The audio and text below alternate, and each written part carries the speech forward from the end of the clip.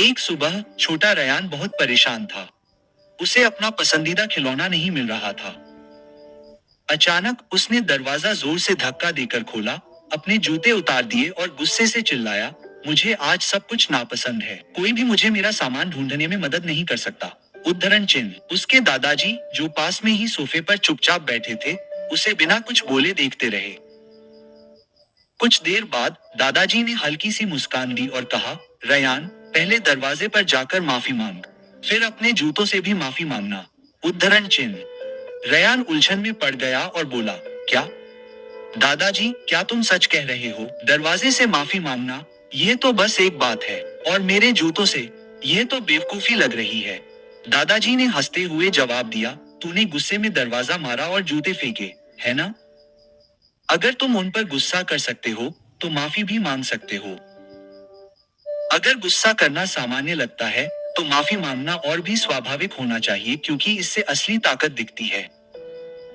Ryan ने नीचे देखा और चुप हो गया। फिर दादाजी ने धीरे से कहा, गुस्सा एक तरह का जुड़ाव है।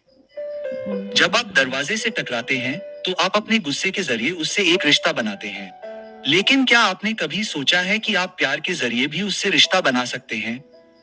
अगर आपके काम दुख पहुंचा सकते हैं, तो दयालुता के जरिए वे शांति और सुकून भी ला सकते हैं। दादाजी के शांत शब्दों को सुनकर रयान धीरे धीरे समझने लगा। उसे एहसास हुआ कि गुस्सा कभी कुछ ठीक नहीं करता, लेकिन प्यार हमारी और दूसरों की भावनाओं को बदल सकता है। फिर वह धीरे से उठा, दरवाजे को छुआ और कहा, माफ करना दरवाजा। फिर उसने अपने जूतों की तरफ देखा और कहा, तुम पर गुस्सा करना सही नहीं था। दादाजी उसके पास गए और उसे गले लगाते हुए कहा, तुम वाकई बहुत मजबूत हो रयान, क्योंकि तुमने अपने गुस्से को मात देना सीख लिया है और प्यार को चुना है। फिर दादाजी ने कहा, इस दुनिया में पहले से ही बहुत गुस्सा, नफरत और लड़ाई झगड़े हैं। लेकिन अगर हम गुस्से का जवाब प्यार से देंगे, तो धीरे धीरे दुनिया बदलने लगेगी। आप आग से आग नहीं बुझा सकते, आपको पानी की जरूरत होगी। उद्धरण चिन्ह। और ठीक उसी तरह, आप गुस्से को और ज्यादा गुस्से से नहीं रोक सकते। आप उसे प्यार और माफी से रोक सकते हैं। रयान मुस्कुराया और बोला, मैं कोशिश करूंगा दादाजी। मैं गुस्से से नहीं, प्यार से जवाब देने की कोशिश करूंगा। उद्धरण चिन्ह। दादाजी ने सिर हिलाया और कहा, यही सीख है।